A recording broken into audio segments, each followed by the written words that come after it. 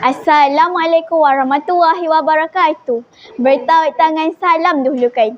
Terima kasih penaju majlis, para hakim yang begitu bijak dan berkarisma, penjaga masa yang begitu peka dengan jam, guru-guru dan rakan-rakan yang dihormati sekalian, izinkan saya menyampaikan sebuah cerita. Hei perempuan tua, jangan kau pandai-pandai mengaku dirimu sebagai ibuku. Ibuku tidak sekotor ini. Aku anak orang kaya. Lebih baik kau berambus dari sini. Pengawal, halau perempuan ini. Para hadirin sekalian, begitulah kesombongan dan keangkuhan seorang anak terhadap ibunya. Dalam kisah si Tanggang, anak derhaka. Itulah tajuk cerita saya pada hari yang mulia ini. Pada zaman dahulu kala, di sebuah kampung yang terpencil, tinggal sebuah keluarga yang miskin. Di dalam keluarga tersebut tinggal mak umpik dan anak tunggalnya, si Tanggang. Kehidupan mereka umpama kais pagi makan pagi, kais petang makan petang.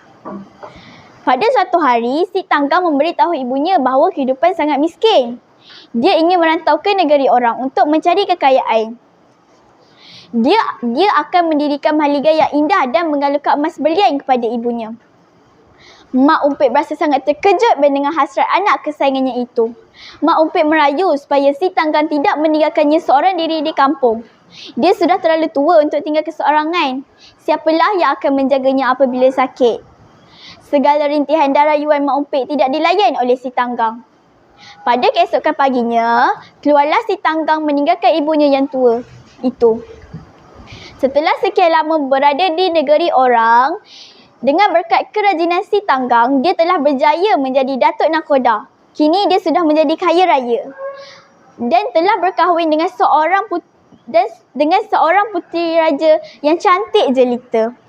Akibat daripada kekayaannya itu, dia sudah melupakan ibunya yang tua, miskin dan naif di kampung. Pada suatu hari, isteri si Tanggang dan si Tanggang telah mengikut anak-anak kapal berlayar. Kapal si Tanggang telah berlabuh di pantai yang berhampiran dengan kampung kelahiran si Tanggang. Berita tentang kedatangan kapal si Tanggang telah diketahui oleh orang-orang kampung. Ibu si Tanggang rasa sangat gembira dengan kepulangan anak kesayangannya itu. Tanpa berlengah masa lagi, Mak Umpik mendayung sampai menuju ke kapal si Tanggang untuk berjumpa dengan anak kesayangannya itu. Si Tanggang, oh Tanggang, tidakkah kau ingat lagi ibumu ini? Rindunya ibu. Si Tanggang berasa sangat terkejut melihat perempuan itu. Dia berasa malu kepada isterinya untuk mengaku bahawa perempuan tua hodoh itu adalah ibu kandungnya. Si Tanggang pun menghalau perempuan itu keluar dari kapalnya. Dia menyuruh pengawal untuk halau perempuan tua itu. Dia berasa jijik melihat keadaan ibunya. Mak Umpik menangis teresak-esak dan apabila dimaki dan dihina oleh oleh anaknya sendiri. Lalu dia mendayung sampai ke pantai. Apabila setibanya dia di pantai, dia terus menadah tangan dan berseru kepada Tuhan. Oh Tuhan, jika benarlah si Tanggang itu anakku yang kususui dan kudidiki daripada sebesar 2 tapak jari, maka tunjukkanlah balasanmu kepada anak derhaka itu. Tidak semena-mena berlakulah ribut taufan yang kuat. Kilat dan buruh memecah langit. Bunyi anak-anak kapal riuh rendah.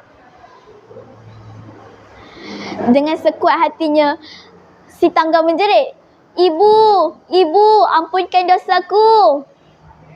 Ibu si Tanggang menangis melihat keadaan anak kesayangannya, anaknya itu. Namun nasib sudah menjadi bubur. Bahtera si Tanggang telah karam. Pekak lolong orang-orang di dalamnya sudah semakin perlahan. Akhirnya, si Tanggang, isterinya dan anak-anak kapal telah menjadi batu akibat penghinaan dan penderhakaan kepada ibu. Para hadirin sekalian, itulah balasan kepada anak yang derhaka. Itulah balasan kepada anak yang tidak tahu mengenal budi dan mendahaka kepada ibunya yang telah membesarkannya daripada kecil hingga dewasa. Dalam kisah ini banyak pengajarannya. Pertama, kita perlu hormati dan sayangi ibu bapa kita. Kedua, setiap anak sewajarnya berlemah lembut dan bersopan santun ketika dengan ibu bapanya ketika bercakap. Ketiga, kita perlu bersyukur kerana masih lagi mempunyai ibu bapa yang sentiasa menyayangi kita dan sentiasa mengambil berat tentang kita. Sayangi ibu kita. Sekian, terima kasih.